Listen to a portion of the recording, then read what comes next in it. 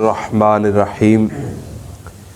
حضرت معاذ رضی اللہ تعالی عنہ روایت کرتے ہیں، حضور نبی کریم صلی اللہ علیہ وآلہ وسلم کے ساتھ آپ کی سواری پر آپ کے پیچھے بیٹھا ہوا تھا۔ سبحان اللہ۔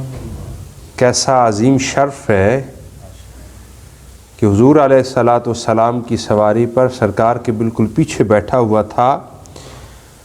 میرے اور آپ کے درمیان وہ جو کجاوا ہوتا ہے اس کی صرف لکڑی حائل تھی۔ سواری کون سی تھی؟ دراز گوش تھا۔ یہ ادب کے لیے ہے، دراز گوش اس پہ سوار تھے، تو میں پیچھے بیٹھا ہوا تھا ساتھ حضور علیہ السلام کے۔ تو نبی پاک صلی اللہ علیہ وسلم نے ارشاد فرمایا، اے معاذ، تو جانتا ہے کہ اللہ کا بندوں پر کیا حق ہے اور بندوں کا اللہ پر کیا حق ہے؟ یہ سوال اللہ کے نبی صلی اللہ علیہ وسلم نے مجھ سے فرمایا کہ اے معاذ، کیا تو جانتا ہے اللہ کا بندوں پر کیا حق ہے اور بندوں کا اللہ پر کیا حق ہے؟ میں نے عرض کی، اللہ اور اس کا رسول بہتر جانتا ہے۔ یہ صحابہ اکرام کی ایک عادت تھی، جب بھی کوئی اللہ کے نبی صلی اللہ علیہ وسلم سوال کرتے، وہ آسان ہوتا یا مشکل ہوتا، تو حضور علیہ السلام کے سوال سے سمجھ جاتے تھے کہ اب اس کا ہم نے جواب دینا ہے یا حضور سے اس کا جواب سننا ہے۔ جواب سننے کے لیے عرض کرتے تھے، اللہ اور اس کا رسول بہتر جانتا ہے۔ تو رسول اللہ صلی اللہ علیہ وسلم نے ارشاد فرمایا، اللہ کا بندوں پر یہ حق ہے کہ اس کی عبادت کریں اور اللہ کے ساتھ کسی کو شریک نہ کریں۔ یہ اللہ کا بندوں پر حق ہے کہ بندے اللہ کی عبادت کریں اور اللہ کے ساتھ کسی کو شریک نہ کریں، اور بندوں کا اللہ پر یہ حق ہے کہ جو شخص اس کے ساتھ کسی چیز کو شریک نہ کرے، اللہ اسے عذاب نہ دے۔ اللہ اکبر، بہت بڑا جملہ ہے۔ جو مشرک نہیں ہے، اللہ کے ساتھ کسی کو شریک نہیں کرتا، بندے کا یہ حق ہے اللہ پر کہ اللہ اسے عذاب بھی نہ دے۔ حضرت معاذ فرماتے ہیں، میں نے عرض کی، یا رسول اللہ صلی اللہ علیہ وسلم، کیا لوگوں کو اس کی بشارت نہ دے دوں کہ جو کہہ لے گا لا الہ الا اللہ محمد رسول اللہ، اللہ اسے عذاب نہیں دے گا؟ جو شرک نہیں کرے گا، اللہ اسے کبھی عذاب نہیں دے گا۔ کیا لوگوں کو یہ میں بتا نہ دوں؟ رسول اللہ صلی اللہ علیہ وسلم نے ارشاد فرمایا، نہیں معاذ، رہنے دو، یہ بشارت انہیں نہ دو، ورنہ وہ اسی پر تکیہ کر کے بیٹھ جائیں گے۔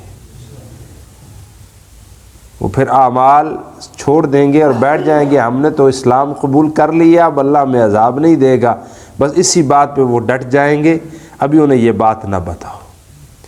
اب سوال یہ پیدا ہوتا ہے، اب سمجھدار قسم کے لوگ ہیں کہ حضرت معاذ نے بتا کیوں دیا؟ پھر ایک دوسری روایت حضرت انس بن مالک سے ہے، انہی الفاظ کے ساتھ حضرت معاذ کی روایت انہوں نے بیان کی ہے، اور فرماتے ہیں آخری وقت پر جب حضرت معاذ نے دیکھا اب موت کا وقت قریب ہے، تو اس وقت علم کو چھپا لینے کے گناہ سے بچنے کے لیے لوگوں کو بتا دیا۔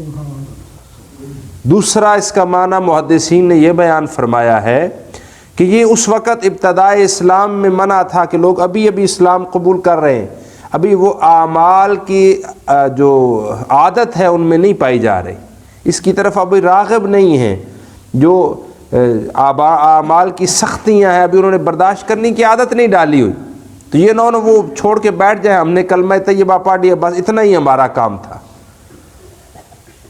بعد کے لوگ اب جو اسلام قبول کر رہے ہیں، انہیں اعمال کی عادت ہے، پتہ ہے کہ یہ نماز ہے، یہ روزہ ہے، یہ زکوٰۃ ہے، یہ حج ہے، سارے معاملات سیکھے ہوئے ہیں اور ان کی لگاتار پریکٹس ہے۔ تو اب حضرت معاذ نے بعد میں بتا دیا کہ یہ اس کی فضیلت یہ ہے جو تم نے اسلام قبول کیا ہوا ہے۔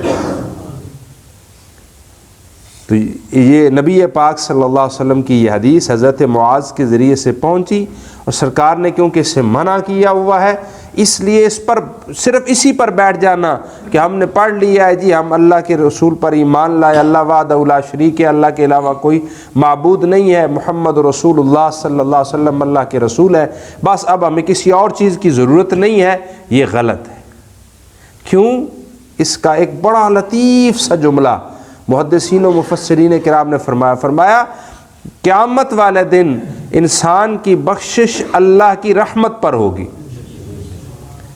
لیکن ہو سکتا ہے لگاتار نافرمانیوں کی وجہ سے رب ناراض ہو جائے اور تمہارے دل سے ایمان کی دولت کو واپس لے لے اور موت سے پہلے پہلے تم کفر کی طرف چلے جاؤ، تو پھر کیا کرو گے؟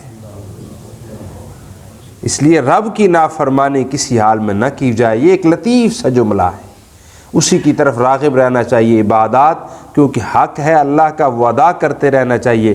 جب ہم پورا حق ادا کریں گے تو یقیناً اللہ کسی کا حق نہیں رکھتا۔ اللہ کریم کی بارگاہ میں دعا ہے خالق و مالک ہم سب کو اعمال صالحہ کی سعادت عطا فرمائے۔